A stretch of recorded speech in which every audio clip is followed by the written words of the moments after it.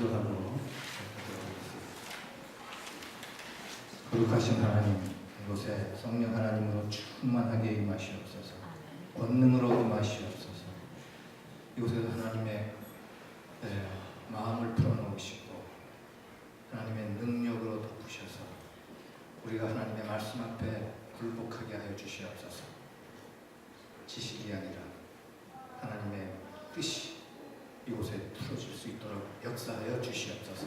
우리가 마음을 활짝 엽니다. 하나님 앞에서, 하나님의 임재 앞에서, 하나님의 보좌 앞에서 우리의 마음을 활짝 엽니다. 하나님, 우리의 영혼을 만지시고 우리 심령을 새롭게 하사 하나님께서 말씀하신 것을 듣고 끝나는 것이 아니라 이 세상에서 순종할 수 있기까지 하나님 능력으로 도와 역사하여 주시옵소서. 예수님의 이름으로 기도 올리옵나이다. 아멘. 오늘 제가 재림과 재림신앙에 대해서 첫 세션을 하고요. 다음으로 넘어가도록 하겠습니다. 10번째 강의인데 많은 하나님의 은혜가 있으실 줄로 믿고요. 제 재림과 재림신앙에 대해서 하려고 하는데, 혹시 재림하시면 뭐가 떠오르십니까? 위험하다, 뭐가 떠오르십니까? 이단,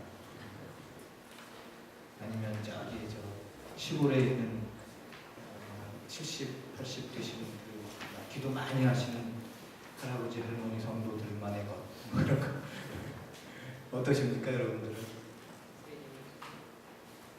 예? 예? 너무 기뻐요. 기뻐요? 창세기 1장 1절이 태초에 하나님께서 천지를 창조하십니다 이렇게 시작하셨죠. 맨 마지막이 요한계시록이죠. 22장 21절까지가 끝인데 20절에 뭐라고 되어 있습니까? 내가 진실로 속히오리라. 아멘. 주 예수여 오시옵소서. 그것은 끝나는 거예요. 그 21절이 있긴 있는데 인사하고, 태초에 하나님께서 천지를 창조하시고 맨 마지막에 예수님께서 내가 진실로 꼭 다시 가겠다. 성도들이 아멘. 주 예수여 오시옵소서 하는 걸로 성경은 끝납니다. 창세기와 계시록이. 오늘 제가 재림과 재림신앙에 대해서 말씀드립니다. 아까 프린팅을 받으셨죠?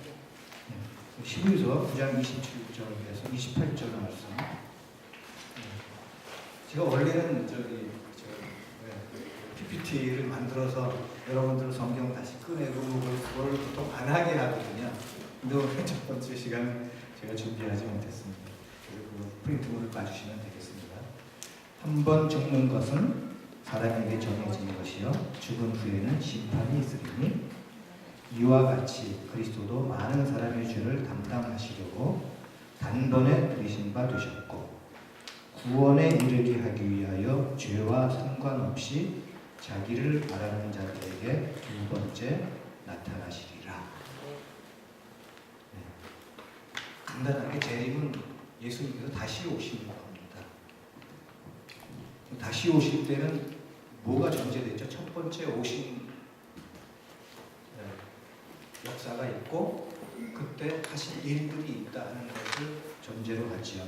예수님께서 처음에 오셔가지고 십자가에서 우리 죄를 위하여 죽으시고 우리 죄를 담당하사 우리를 구원하신 사역이 전제가 되는 겁니다. 하나님께서는 지금 히브리서 9장 28절에도 구원에 이르게 하기 위하여 죄와 상관없이 자기를 바라는 자들에게 두 번째 나타나시리라 이렇게 말씀드렸잖아요. 열망, 구원에 대한 열망이 있습니다. 하나님께서는, 예수님께서는 우리의 구원에 대한 열망을 갖고 계세요. 제가 여기 하나님 말씀 잘 듣고 항상 잘 보는 분이 적어도 한 분 이상 계시거든요. 하나님께서 우리가 하나님과 이렇게 가까이 하면 하나님께서 말씀하시고 하나님께서 보여주시고 가르쳐 주시는 것들이 정상적인 신앙생활 중에 하나입니다. 사실은 이제 잘못 듣고 잘못 적용하고 잘못 해석하고 이게 문제지, 잘 듣고 분별하고 적용하고 그러면 사실 상당히 정상적인 하나님과의 동행 관계가 되는 것이죠. 그래서 하나님의 음성을 들으려면 먼저 저도 그랬어요. 하나님의 음성을 듣기 위해서 하나님 말씀해 주십시오 하고 막 훈련하고 뭐 금식하고 막 이런 훈련들을 많이 했는데 제가 근래에 아는 것은 뭐냐면 분별력을 먼저 키워야 된다. 하나님께서 분별력을 주시기를 먼저 구하고 그 다음에 하나님의 음성 듣기를 구해야지. 하나님의 음성을 들었는데 이게 잘못 분별하면 누가 준 건지 알 수도 없고 잘못 갈 수도 있기 때문에 분별력이 너무 중요한 것이다.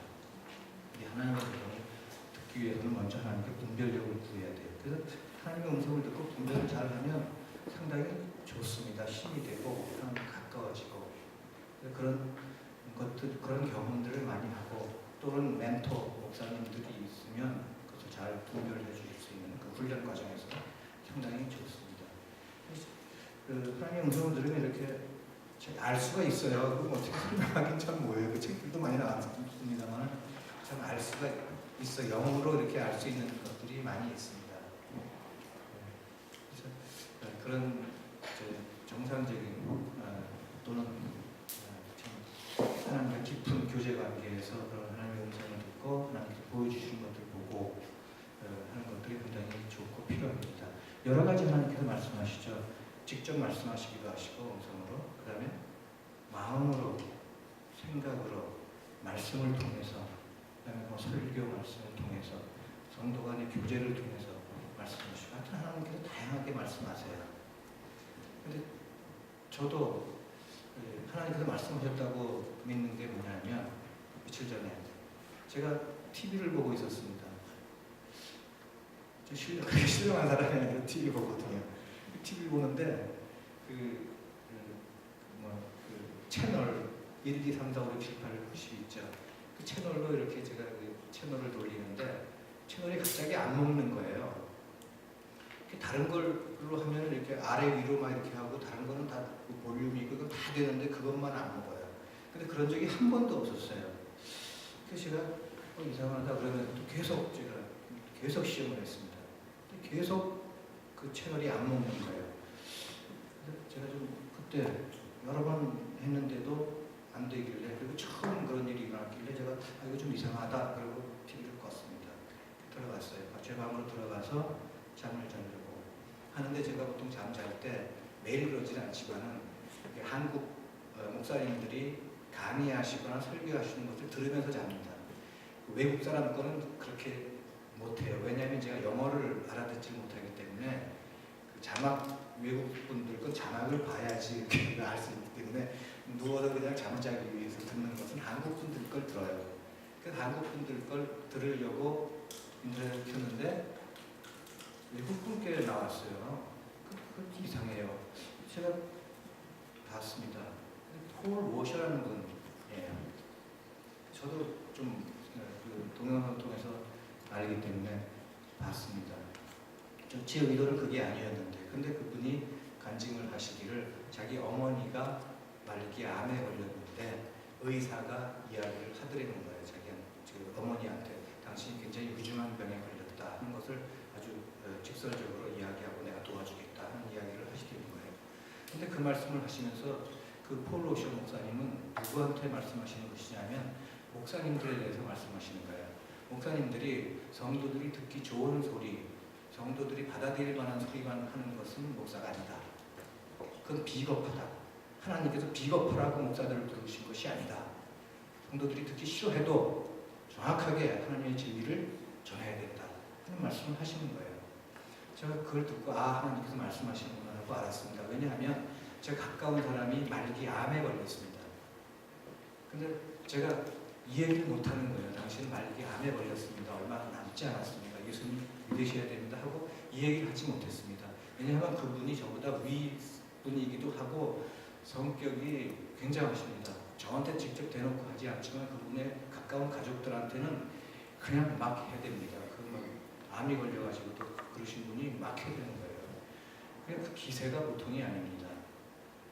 그러니까 저도 얘기하지 못하고 또 당신 암에 걸렸습니다 하고 이야기하기에는 그분이 암에 대해서 받아들이질 않는 거예요. 의사가 다 얘기했는데도 불구하고 뭐라 그러냐면 자기가 무슨 병인지 알았으면 좋겠다 하는 거예요. 다 그러니까 부인하는 겁니다. 사람의 그 방어 기제라는 게 있습니다. 사람이. 그래서 자기 받아들이기 어려운 것들은 그렇게 의식, 무의식에서 받아들이지 않는 거예요. 부인이라고 합니다.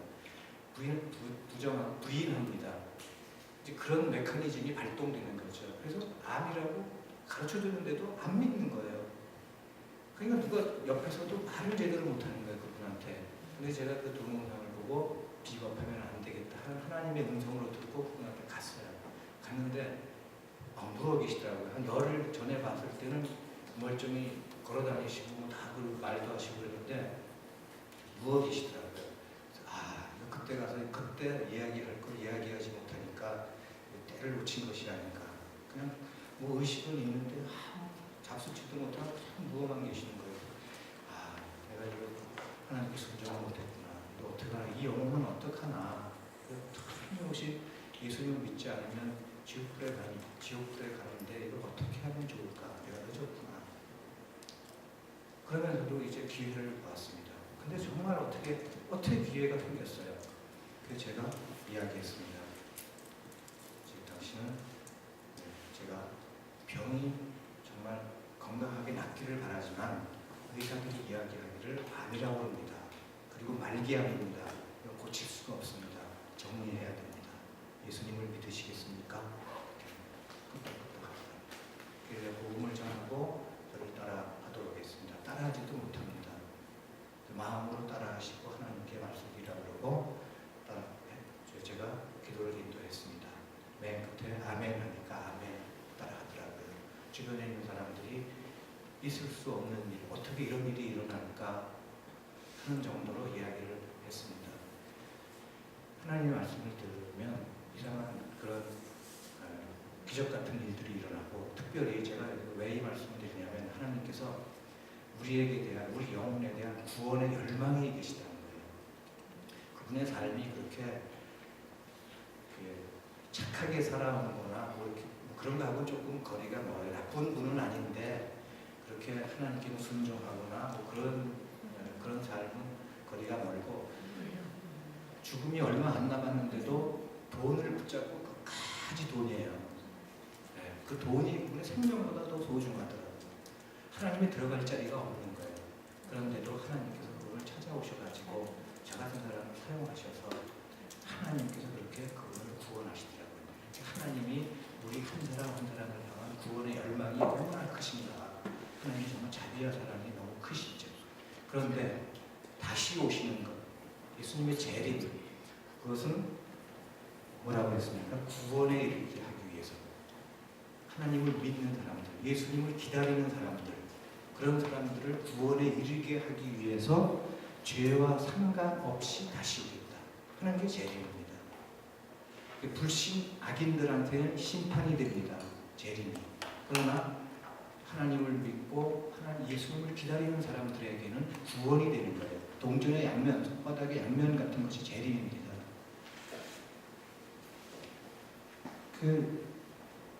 일부 종교에서는 지금 히브리서 9장 28절에 한 번 죽는 것은 사람에게 정하신 것이요 죽은 후에는 심판이 있으리니 이렇게 말씀하셨는데, 심판이 없다고 그럽니다. 그게 뭐죠? 윤회설. 그죠? 죽으면 심판이 있고 다시 살아납니다. 다시 살아납니다. 그게 하나님의 말씀을 정면으로 거부하는 사단의 역사죠. 그런 종교의 윤회설이 그런 것이죠. 또 하나, 다비 의식이라는 거 들어보셨습니까? 다비. 불태우는 거. 사람을 그냥 불태워버립니다. 그건 의식으로, 종교 의식으로 그냥 불태워버립니다. 그거는 영적으로 보면은 뭐냐면, 불교에서는 죄를 사하고 구원할 수 있는 능력이 없습니다. 그러니까 그냥 몸을 파괴시켜버립니다. 영적으로 보면. 죄를 해결할 길이 없어요. 구원할 수 있는 길이 없어요. 그러니까 속이거나 그런 식으로 처리해버리는 거예요. 예수님을 구원이 있는 종교는 기독교밖에 없다. 근데 구원을 위해서 예수님께서 다시 오시는 것이다. 정말 아까 목사님이 너무도 재림이라는 걸 기쁘게 생각하시는 것처럼 너무 사실은 기쁜 일이죠. 그런데 우리는 많은 경우 아직 오지 마십시오. 아직 때가 안 됐습니다. 제가 준비가 안 됐습니다. 그렇게 말할 수 있죠. 그러나 예수님께서 오실 때가 가까이 됐습니다. 새벽이 오기 전에가 가장 어둠이 짙습니다. 주님이 다시 오기 전에가 세상의 죄악이 가장 관영합니다. 가장 많습니다. 그래서 롯이 소돔에 가서 살았죠. 저 아브라함과 갈라진 다음에 그 사람들이 롯이 인간적으로 생각해가지고 큰 초장을 찾아갈 것이고 하나님의 인도를 받지 않았다. 그래서 소돔에 가서 살았다. 이렇게 얘기하지만 그렇지 않습니다. 롯은 의인이라고 그래요. 의인. 네. 베드로후서 보면 롯을 갖다 의인이라고 말씀하세요. 롯이 부업한 자들의 음란한 행실로 말미암아 고통당하는 의로운 롯을 건지셨다. 그죠? 예. 이는 이 의인이 그들 중에 거하여 날마다 저 불법한 행실을 보고 들으므로 그 의로운 심령이 상함이라. 네, 롯은 의인이에요. 하나님께서 보시기에 의인. 그리고 의인의 특징 중에 하나가 뭐냐면 다른 사람들의 그 불법과 음란과 더러운 짓과 악행을 보고 심령이 상하는 거예요. 그리스도인들은 세상이 점점 악해져 가는데 이 악을 보고 심령이 상해야 돼요. 그냥 거기에 같이 어울려가지고 세상의 문화가 그러려니 남들이 다 그렇게 사는데 그렇게 나만 좀 이렇게 잘 살면 되지, 하나님의 말씀 따라서 살면 되지, 이걸로 충분하지 않습니다. 이 의로운 롯처럼 불법한 행위를 보고 심령이 상해야 돼요. 누가 악을 행하는 것 보고 주변에서 뉴스에서도 그렇고 주변에서도 그렇고 불법과 악이 일어나는 것을 보고 마음이 아파야 돼요. 얼마나 많이 지금 일어납니까? 악한 일들이 너무 많이 일어나지 않습니까? 제가 사이코패스 얘기를 가끔 하는데 사이코패스도 예전과 다르게 정말 엄청나게 많아졌습니다. 그 사람들은요 그냥 사람들을 죽입니다. 왜 죽이냐? 자기 이익을 위해서는 다른 사람의 생명을 아까워하지 않는 거예요. 그걸 중요하게 여기지 않고 그냥 죽이는 거예요. 사이코패스는.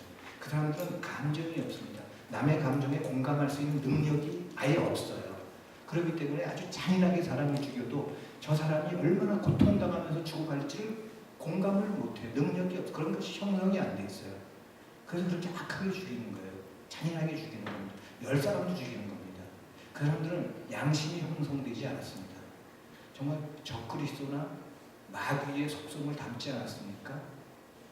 물론 그 사람들이 사람이긴 하지만, 그런데 이 때가 악해지고 마지막 때 예수님이 다시 오실 때가 되니까 자꾸만 이런 일들이 많아지고 이런 사람들이 늘어나는 거예요. 때가 가까웠다. 이런 것을 보면 때가 가까웠다는 것을 우리가 알 수 있습니다. 그리고 그리스도인들은 이런 일들을 보면 마음이 상해야 돼요. 아파야 돼요. 심령이 상해야 돼요. 정말 하나님, 어떻게 이런 일이 일어날 수 있습니까? 하나님, 빨리 좀 오십시오. 이 세상을 이거 끝내야 되지 않겠습니까? 언제까지 이 세상을 두고 보시겠습니까? 하나님, 한탄이 심령 깊은 곳에서 일어나서 하나님 앞에 나가서 기도해야 돼요. 그게 마지막 때를 사는 그리스도인들의 마음가짐이어야 합니다. 네, 그래서 이렇게 악이 관영해지고 하나님의 종들, 하나님의 의인들, 하나님을 잘 섬기면서 주변에 일어나는 악을 보고 심령이 상한 사람들이 많아지고 그 심령이 깊이 상할 때, 그러면 그만큼 악이 관영할 때, 그때 예수님께서 오시는 거예요. 바로 그때. 물론 이제 예수님께서 언제 오시는 거에 대해서 좀 더 성경적으로 말씀드리겠지만, 또 이런 측면에서 보면 악이 관영해서 그리스도인들이 견딜 수 없이 될 때, 그때 예수님께서 자신들의 자녀들을 구원하시기 위해서 오시는 거예요.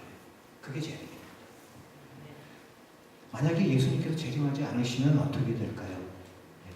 히브리서 2장 8절에 보면 만물을 그에게 복종하게 하셨은즉, 하나님께서 만물을 예수님에게 복종하게 하셨은즉 복종하지 않은 것이 하나도 없어야 하겠으나, 복종하게 하셔서 모든 것이 복종하는 것이 아니라 복종하지 않은 것이 하나도 없어야 하겠으나 지금 우리가 만물이 아직 그에게 예수님에게 복종하는 것을 보지 못하고 있도다. 하나님께서 만물을 다 예수님에게 복종하게 하셨으나, 그래서 만물이 다 예수님에게 복종해야 되겠으나 아직도 우리가 예수님에게 만물이 복종하는 것을 지금 보지 못하고 있어요. 지금 이 현실이에요. 그게 현실입니다. 예수님께서 재림하지 않으시면 만물은 예수님에게 복종하지 않습니다. 복종하게 하셨음에도 불구하고 복종하지 않습니다. 그리고 사망이 끝까지 우리에게 왕노릇 합니다. 마귀는 공중권세 잡은 자요, 이 세상의 신이라 불리우고 있고, 예수님께서 오시지 않으면 그 역할, 그 권세를 그대로 사용하면서 이 세상을 점점 황폐하게 만들고 사람들을 지옥불로 끌고 갈 것입니다. 예수님께서 재림하지 않으시면 심각한 문제가 발생하는 거죠. 또 계속되는 거죠. 또 한 가지는 같은 맥락이지만, 전부 다 같은 맥락이지만, 구원과 심판이 미완성인 채로 그대로 남게 됩니다. 예수님께서 십자가에서 못 박혀 죽으심으로 우리 죄를 용서하시고, 사하시고, 대속하시고, 우리를 구원하셨습니다. 그러나 구원의 완성이 언제 일어납니까? 예수님께서 재림하실 때 일어납니다. 예수님께서 십자가에서 못 박혀 죽으셔서 우리를 구원하신, 우리를 용서하시고 구원하신 것은 완벽합니다. 완전합니다. 그래서 우리는 구원이 우리에게 보장되어 있고 구원 받았습니다. 그러나 또 한 측면에서 보면은 아까 처음에 말씀드린 거 11서 말씀처럼 우리를 구원에 이르게 하기 위하여 죄와 상관없이 자기를 바라는 자들에게 두 번째 나타나시리라. 재림 때, 그때 구원에 이르게 하기 위해서 나타나신다고 그랬어요. 구원의 완성이 재림 때가. 그러니까 십자가에서 구원이 이루어졌지요. 시간적으로 보면 완성은 재림 때 구원이 완성되는 거예요. 그러니까 재림하지 않으시면 십자가에서 우리를 구원하셨음에도 불구하고 그 온전하게 이루어지지 못하고 구원의 완성을 기다리는 상태로, 중간 상태로, 또 과정인 채로 살 수밖에 없는 거예요. 그래서 주님께서 재림하셔야 구원이 완성되는 겁니다. 그러니까 그때서야 죽은 자들이 부활하고, 불신 악인들이 심판받고 하는 일들, 이 세상이 구원받고, 이 세상 그런 일들이 예수님께서 재림하셔야 일어나고, 재림하시지 않으면 그러한 상태로 계속될 수밖에 없는 것이 이 세상입니다. 그러니까 함께 또 하나, 하나님의 나라가 이루어지지 않습니다. 하나님의 나라가 도래하지 않습니다. 하나님은 즉흥적으로 뭐를 하시는 분이 아니세요. 처음에 우리를 창조하실 때부터 모든 계획을 갖고 계시고, 또 하나님의 나라도 이런 과정들을 통해서 영원한 하나님의 나라를 이루시겠다 하는 계획을 갖고 세상을 창조하셨습니다. 그래서 천년왕국도 오지 못하고 영원한 하나님의 나라, 새하늘과 새 땅도 오지 못합니다. 예수님께서 재림하셔야 하나님의 나라가 이루어집니다. 그러니까 이 세상에서는 사람들이 하나님의 나라를 인간의 손으로 만들려고 애를 써왔습니다. 유토피아, 또 공산주의자들이 만드는 지상낙원, 이런 것들 인간의 힘으로 자꾸 만들려고 해왔습니다. 그러나 인간의 힘으로 천국을 만들려고 하면 천국이 만들어지는 게 아니라 지옥이 만들어집니다. 지옥 같은 세상이 만들어집니다. 그 공산주의자들이 만든 세상이 자기들 나름대로는 낙원을 만들려고 한 겁니다. 그러나 없어져 버렸죠. 아주 사람들을 황폐케 만들고 못살게 만들고 그러다 없어져 버렸죠. 그것처럼 하나님께서 만드시는 하나님의 나라가 아니면 이 세상은 그렇게 황폐한 나라를 사람들이 만들 수밖에 없습니다. 그게 계속되는 거예요. 예수님께서 재림하셔야 하나님의 나라가 이 땅에 도래할 수 있습니다.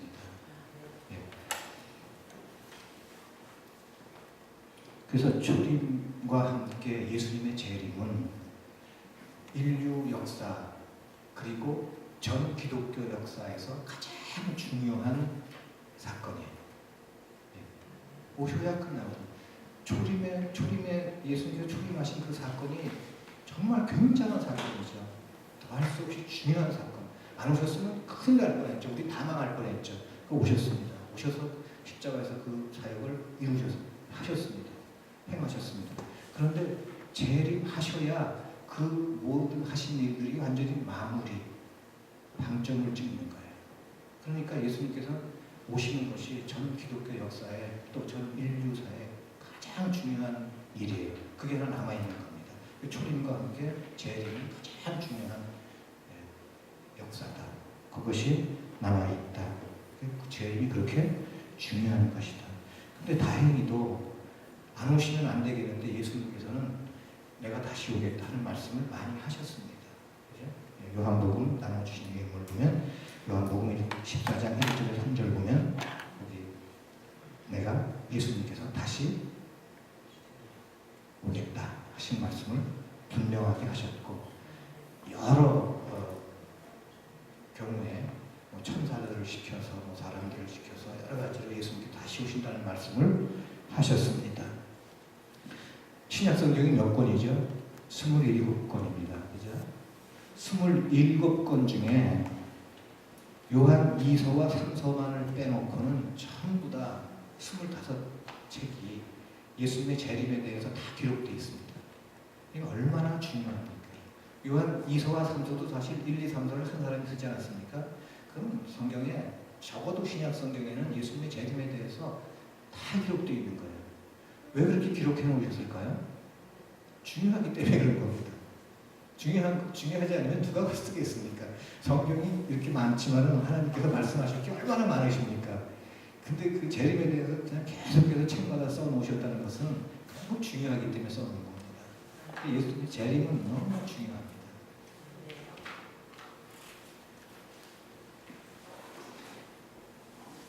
예수님께서 재림하실 때 어떤 일들이 벌어지나 제가 박재원 목사님하고 1월 달인가요? 그때 이제 이스라엘 가가지고 신 목사님도 가가지고 그 중보기도 컨퍼런스에 참석하고 또 몇 분이서 이제 여러 이스라엘의 유대인들의 교회 그 리더십들을 찾아서 만나고 방문하고 그랬던 적이 있습니다.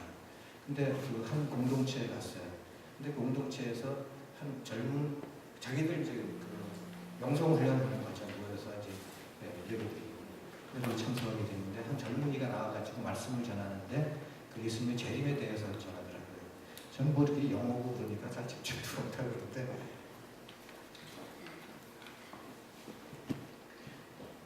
아마 또 예수님의 그 재림에 대해서 어느 한 부분을 가지고 이렇게 말씀을 전하는 것 같아요.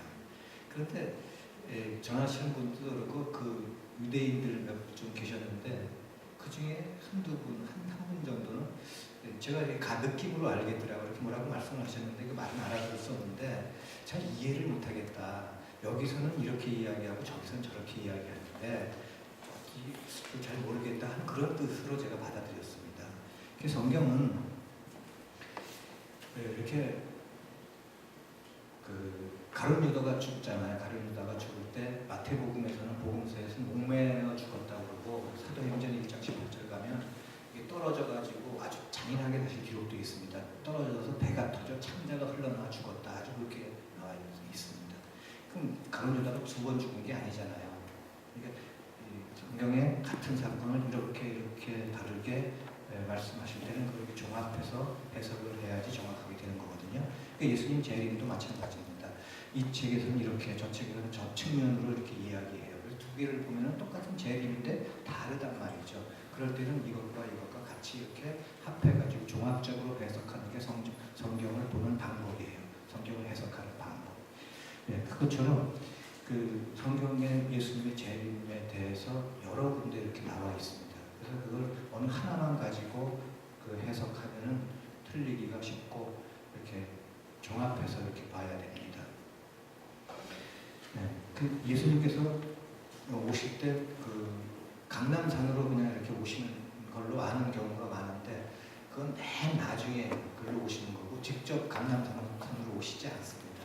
예수님께서 맨 처음에 오시는 것은 저기 그 에돔 그쪽 페트라로 오십니다. 근데 성경에 보면 나와 있습니다. 미가서 2장 12절 13절에 보면 그 예수님께서 그 이스라엘 백성들을 초장의 양떼처럼 거기서 키우고 돌봐주신다고 나와 있고, 이사야서 63장 1절부터 보시면은 그 예수님을 재림하시는 광경이 나와 있습니다. 그리고 또 다른 곳에서도 몇 군데 그 유인물에 보시면 기록되어 있는 것처럼 예수님께서 이렇게 오시는 광경이 많은데, 예수님께서 어디로 오시냐면 그 에돔, 페트라, 지금 요르단 그쪽으로 예수님께서 오시는 겁니다. 예수님께서 그럼 그쪽으로 오시는데, 그럼 예수님께서 그냥 아무렇게나 오시냐? 그렇지 않습니다. 그때 다니엘서 9장 27절에 보면은 이스라엘 지도부들이 그 적그리스도하고 언약을 맺습니다. 평화의 언약을 맺습니다. 근데 거기 언약에 참가하지 않은 사람들이 있습니다. 그 사람들이 페트라로 피신합니다. 거기서 피신한 그들을 공격하기 위해서 적그리스도가 이제 공격합니다. 그러니까 이제 꼼짝없죠. 그 사람들이 이제 예수님을 믿는 사람들은 아닙니다. 그냥 유대인들인데, 유대인 지도부들인데 그 언약의 평화 조약에 참여하지 않았던 사람들입니다. 그 사람들이 그 페트라에서 피신하고 있을 때 적그리스도 공격하고, 적그리스도의 공격에 어쩔 수 없이 됐을 때, 지금 죽을 수밖에 없구나, 우리가 저 공격에 다 몰살당할 수밖에 없구나 할 때 그들이 회개하고 예수님께서 다시 오시도록 초청합니다. 그 초청을 들으시고 예수님께서 페트라로 오시는 겁니다. 그게 이사야서 63장에도 그런 게 있죠. 오셔가지고 그렇게 해서 그 페트라로 오셔가지고 어디를 통해서 쭉 올라오시냐 하면 왕의 대로라는 것이 있습니다. 민수기 20장 21장 보면 왕의 대로가 있습니다.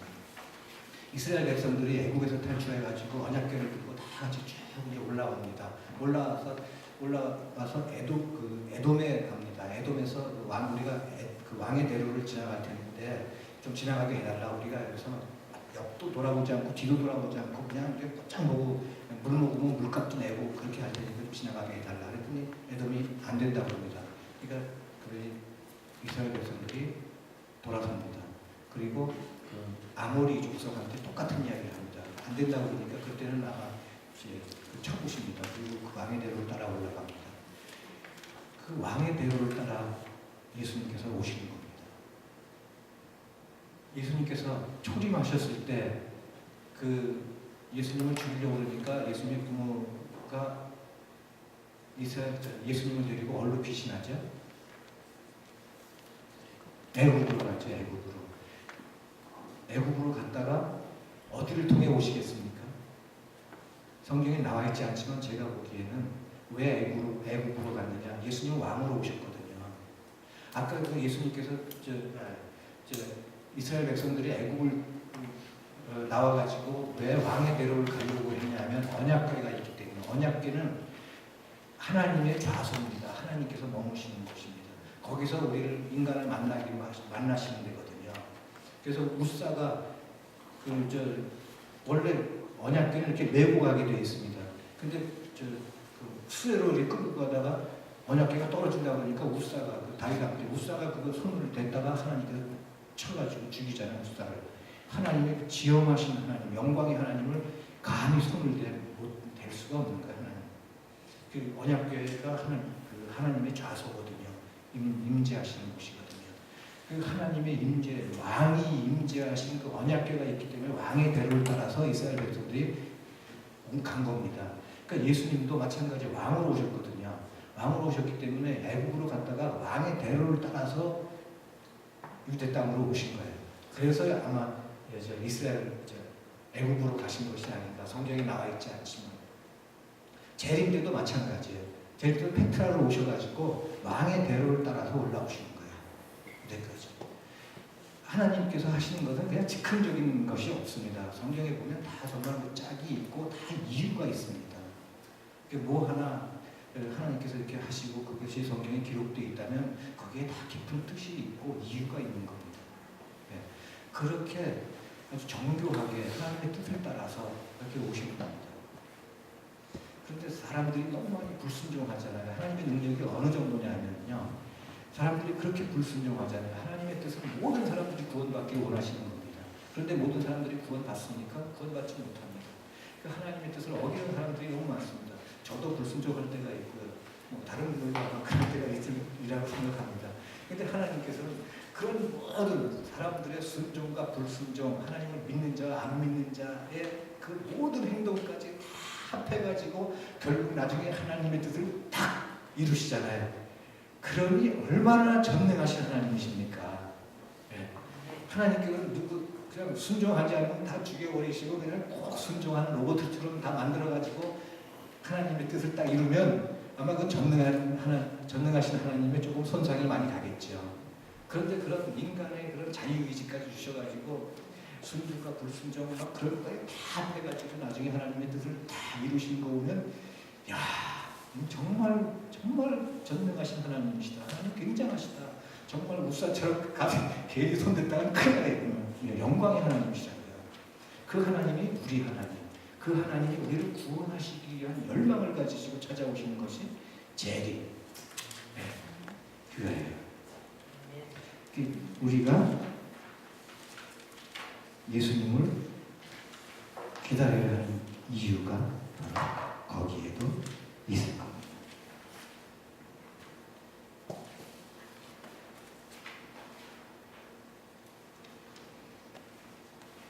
그렇게 쭉 올라오시다가 계시록 19장 11절 보시면은요, 그걸 한번 보세요. 성경책. 그것도 예수님의 재림입니다. 이사야 63장하고 다르게 또 기록되어 있죠. 한번 19장 11절 한번 보세요. 예수님께서 어떻게 오시나 굉장한 모습으로 오시죠.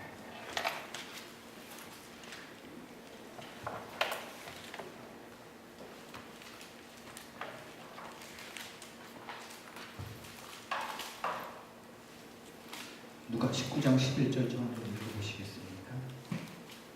또 내가 하늘이 열린 것을 보니 보라 백마와 그것을 탄 자가 있으니 그 이름은 충신과 진실이라. 그의 공의로 심판하며 싸우더라. 좀 더. 그 눈은 불꽃 같고 그 머리에는 많은 관들이 있고 또 이름 쓴 것 하나가 있으니 자기밖에 아는 자가 없고 또 그가 피 뿌린 옷을 입었는데 그 이름은 하나님의 말씀이라 칭하더라. 네. 피 뿌린 옷을 입고 오시죠. 그리고 공의로 심판하며 싸우시고 피 뿌린 옷을 입고 그렇게 오시는 게 이게 재림에서 예수님께서 오셔가지고 그냥 오시는 게 아니라 이스라엘의 적들, 이스라엘을 핍박하고 이스라엘을 없애려고 했던 적들, 아마 기독교인들의 적들도 거기 포함되어 있겠죠. 예수님께서는 실제 하시는 분이십니다. 실제로 이 땅에 오셔서 그 일을 행하시는 거예요. 이때는 보수의 때입니다. 보수. 예수님께서 하나님의 원수들, 이스라엘을 핍박했던 사람들, 방금 말씀드린 대로 아마 기독교인들을 핍박했던 사람들까지 포함되겠죠. 그런 사람들을 묵찌르시면서 올라오시는 거예요. 묵찌르시면서. 그래서 이게 옷이 막 피가 이렇게 피 뿌린 옷을 입었다 이렇게 표현되어 있는 겁니다. 그렇게 쫙 오셔가지고 감람산에 딱 서시는 겁니다. 스가랴서 14장 4절에 감람산에 딱 서셔서 동과 서로 산이 갈라지고 샘물이 나고 그러죠. 거기 서시는 거예요. 다 오셔가지고 아마 오시면은 이 세상이 좀 변할 겁니다. 이 세상이 변할 겁니다. 뭐 이렇게 낮았던 산도 좀 높아지고 뭐 이렇게 갈라지고 세상 너무 이제 평평하게 좋은 세상을 다 망가뜨려 놓고 지금 달나라로 가네 뭐 하네 하잖아요. 하나님께서 저주받은 세상이 이렇게 아름답다고요. 입이 딱 벌어질 만큼 아름다운 광경이 지금도 있단 말이죠. 근데 사실은 그것도 다 저주받은 인간의 죄악 때문에 하나님의 저주를 받은 이 땅도 저주를 받은 땅이 그렇게 아름다운 거예요. 저주받지 않았으면 저주를 좀 거두시면 그래서 천연왕국을 만드시면 얼마나 아름답겠습니까? 근데 이런 걸 그냥 다 망가뜨려 놓고 달나라로 가려고 그런단 말이에요. 그리고 이것이 해결이 안 됩니다.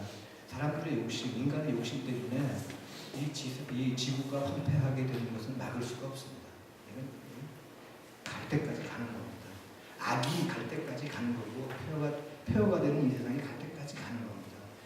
그때쯤 되면 예수님께서 오시는 거예요. 그렇게 해서 예수님께서 오시는 거예요. 근데 이렇게 오시는 예수님을 기다리는 것이 재림신앙. 재림신앙은 위험한 것이 아닙니다. 이 예수님, 우리를 회복시켜주고 우리를 구원시켜 주시기 위하여 오시는 전능하신 예수님의 다시 오시는 것을 기다리는, 이 세상의 악을 보고 보고 마음이 심령이 상해서 하나님, 이거 어떻게 이런 일이 이 세상에 일어날 수 있겠습니까? 이게 하나님께서 만드신 세상이고 하나님께서 만드신 인간들이 하는 짓이니까 하나님 마음이 너무 상합니다. 이 죄를 보니까 예수님 빨리 와서 좀 구해 주십시오 라고 할 때 예수님께서 오신다.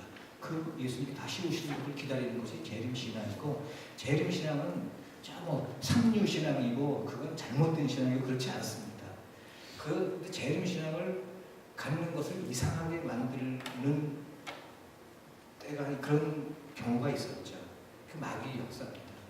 그래서 기독교인들이 재림신앙을 가지고 살아야 하는데도 불구하고 재림신앙 그러면 좀 위험해라고 생각하도록 만드는 것이 마귀의 역사였습니다. 그래서 1992년인가요? 그 이장님의 그 휴거소도 뭐 과천에 예수님께서 지금 오신다 왔다 막 이러면서 속였잖아요. 막 끝까지. 그러니까 그 다음부터는 아유 뭐 휴거 재림 그러면 예수님 다시 오신다 그러면 아유 위험해. 그렇게 생각하게 만들잖아요. 근데 그것이 이제 마귀의 역사였죠. 그래서 우리가 막 재림신앙을 갖는 것은 절대로 잘못된 게 아니고요.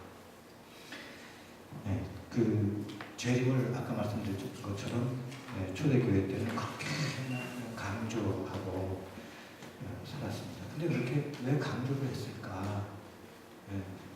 사람들이 모든 책에 두 책만 빼놓고 신약성경에 계속해서 이야기했고 그 기록했고, 심지어는 데살로니가 성도들은 예수님께서 오신다고 그러니까 막 마음이 동심하고 막 흔들리고 막 두려워했어요. 그러니까 마음이 흔들리지 말고 두려워하지 말라고 바울이 그들을 진정시켜야 했습니다.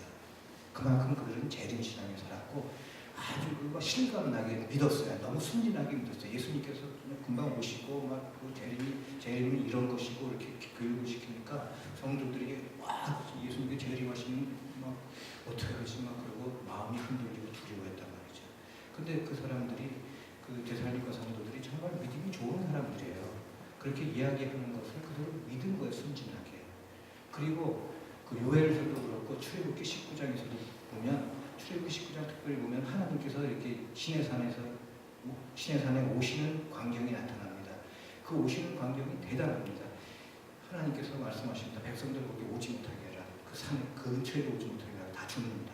하나님께서 그냥 나팔 소리와 그냥 그 옹기 구이점에서 올라가는 그 연기처럼 연기가 올라오죠. 불같죠. 그냥 나팔이 그냥 오지죠. 산이 진동하는 가운데 하나님께서 임하시거든요.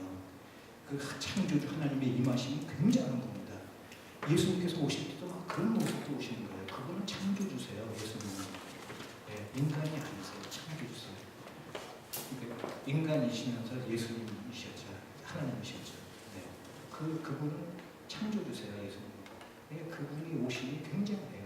그러니까 데살로니가 성도들은 재림신앙이 정말 반듯했으니까 와 그럼 굉장한 창조주가 오시는데 야 이게 무섭다 두렵다 그렇게 그랬던 거예요. 아마 제 생각엔 출애굽기나 요엘을 잘 공부했던 것 같아요. 그러니까 예수님은 창조주시고 창조주가 오시는 건 이게 굉장한 사건이니까 야 두렵구나 그랬죠. 그러니까 바울이 야 동심하고 두려워하지 말라. 먼저 배교하는 일이 있고 그 다음에 멸망해야 돼. 이 적그리스도가 나타나리라. 먼저 이 일이 있어야 그 다음에 예수님께서 오신다. 이렇게 말씀하셨다. 그러니까 그렇게 재림을 강조했지만 사도 바울이 순서를 알았죠. 먼저 배교, 교회의 배교가 있고 그 다음에 적그리스도가 나타나고 그 후에야 예수님께서 오신다. 예수님께서 오시는 것이, 그런데 예수님께서 오시는 것을 그렇게 강조했다는 것은 그만큼 중요하기 때문에 강조하는 것이다. 그리고 성도들은 그거 그대로 받아들였어요. 데살로니가 이방인 교회 아니에요, 데살로니가. 그런데도 그렇게 어린아이처럼 순진하게 받아들였어요. 정말 지금 예전에 얼마 전까지만 해도 아마 예수님 믿는 사람들은 지금보다 훨씬 더 순진했던 것 같아요. 지금은 하나님 믿는 사람이 술 먹는 거 보통입니다. 그러니까. 예. 그리고 세상의 문화를 따라가고 세상의 그런 악한 풍습들을 그냥 따라가요. 오히려 교회 속에 세상의 어떤 문화가 들어와요. 교회가 세상을 바꾸는 것이 아니라 세상이 교회를 바꾸는 지경에 이르렀다고요. 신앙이 너무 약해요. 그런데 데살로니가 성도들 이방인인데도 불구하고 이야기하면 그대로 따릅니다. 그런 믿음, 그런 재림신앙으로 살았다. 이 재림이 그만큼 중요하기 때문에 그렇게 강조를 했고 또 그렇게 하나님을 잘 섬기는 사람들이 재림신앙을 가지고 살았다. 그 2000년 전에 재림신앙을 가지고 살았어요. 그 2000년 후에 사는 우리들은 그들보다 재림신앙을 더 절박하게 가져야 될까요? 안 가져도 될까요? 더 가져야 되는 시대에 살고 있는 거죠. 2000년 전에 예수님께서 당장 이따가 밤에 오신다고 해도 그 사람들은 2000년 전에 재림신앙을 그렇게 믿은 거예요. 그런데 2000년 전 후의 사람들은 재림신앙을 갖고 있지 않아요. 그리고 더 순진하지가 않아가지고 재림신앙을 알았어. 그 성경에 있을 건 나도 알아. 그런단 말이죠. 그리고 세상이 너무 좋으니까 세상에 더 살기를 바라죠. 이 세상이 더 계속되기를 바라죠. 그러나 성경은 재림신앙을 가지고 살아라 하고 아주 강조를 하세요. 마태복음 24장 45절에서 51절 보시면 거기 있지요. 예수님께서 왜 그렇게 재림을 강조했을까? 재림신앙을 강조했을까? 같이 읽겠습니다. 아마 거기 있을 거예요. 마태복음 24장 45절부터 51절입니다. 충성되고 지혜 있는 종이 되어 맡아 때를 따라 주인이 오르내 그 종이 그렇게 하는 것을 보면 그 종이 고기에 있으리라. 내가 진실로 너에게 이르노니 주인에게 모든 소유를 내게 맡기리라. 만약 그 악한 종이 마음에 생각하기를 주인이 더디오리라 하며 동료들을 데리며 술친구들과 더불어 먹고 마시게 되면 생각지 않으나 알지 못하는 시각에 그 종의 주인이 이르러 엄밀히 내리고 외식한 자가 받는 벌에 사하니 거기서 슬피 흘리며 이를 달리라. 네, 예수님께서 직접 하신 말씀입니다. 집주인은 예수님을 말씀하시고요. 종은 하나님의 일꾼들을 말합니다. 아마 우리 성도들을 이야기한 것이겠죠. 떠났던 집주인이 다시 돌아온다는 것은 예수님께서 재림하신다는 거예요.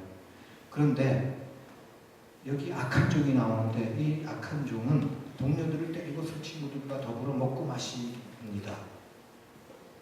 이런 행동을 합니다. 그런데 그 전에를 보면은 그 악한 종이 마음에 생각하기를 주인이 더디오리라 하여 그렇습니다. 이 악한 종은 예수님께서 오시는 것도 다 알아요.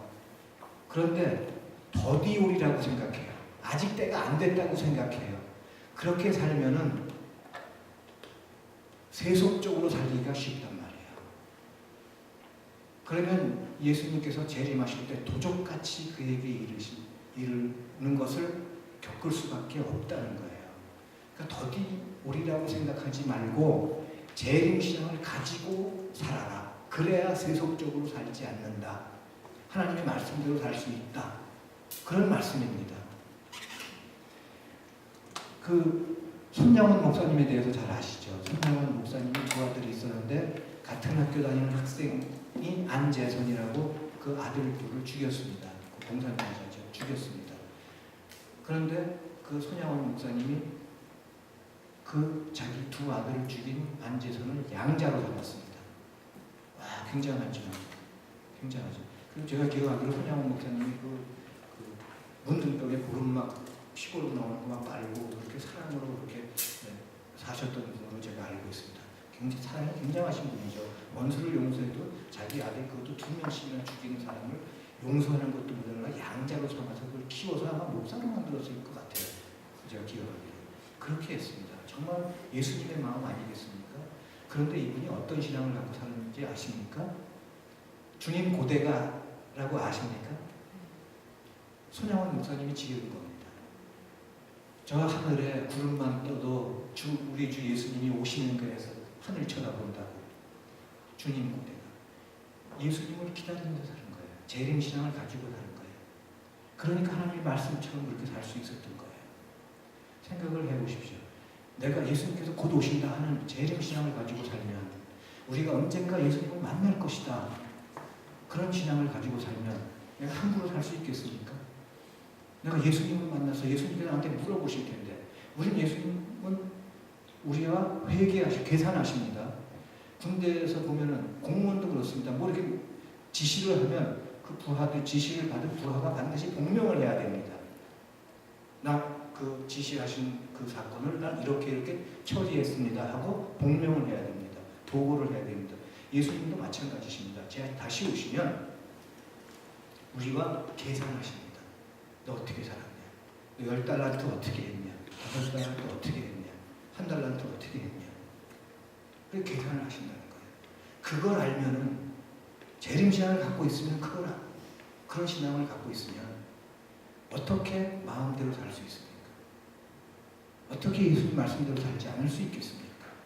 그렇기 때문에 예수님께서 재림신앙을 가지고 살아라, 그렇게 말씀하시는 거예요. 안 그러면 그 날이 너희에게 도적처럼 이를 것이다.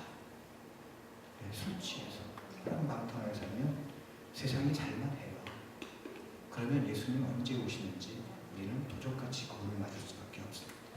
그래서 예수님께서 거룩하게 살아라, 그런 의미에서, 그리고 예수님 다시 오시는데 도적같이 그렇게 만나지 말아라, 그런 의미에서 재림신앙을 갖고 살라고 2000년 전에 직접 말씀을 하신 거예요.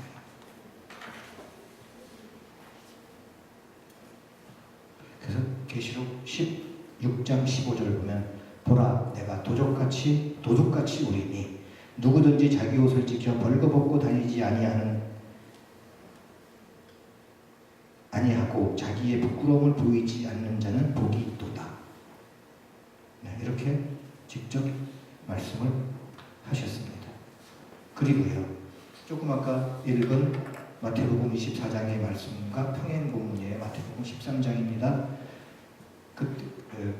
거기에는 뭐라고 예수님께서 말씀하셨냐면, 그가 후련히 와서 너희의 자는 것을 보지 않도록 하라. 깨어 있으라. 내가 너희에게 하는 이 말이 모든 사람에게 하는 말이라.